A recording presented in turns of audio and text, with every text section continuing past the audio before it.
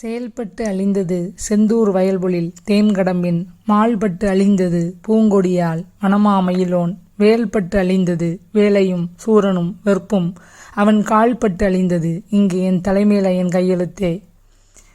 கந்தசஷ்டி திருவிழா திருமுருகப் பெருமானின் அனைத்து திரு ஆலயங்களிலும் சீரும் சிறப்புமாக நடைபெற்று கொண்டு வருகிறது.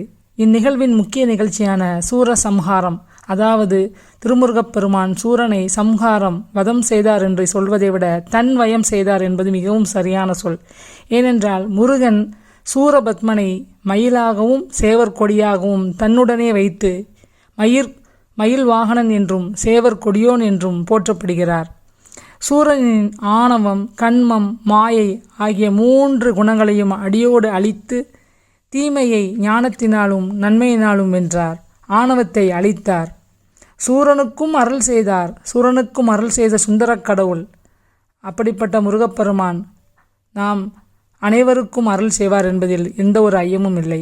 இந்த கந்தசஷ்டி விழாவில் 6 நாட்களும் விரதம் இருந்து திருமுருகப் பெருமானிடம் பிரார்த்தனை செய்யும் ஒவ்வொரு பக்தர்களின் வேண்டுதல்களையும் ஏற்ற காலத்தில் முருகப்பெருமான் நிறைவேற்றி தருவார். திருமுருகனின் அருள் அனைவருடன் இருக்கட்டும். திருச்செந்தூர்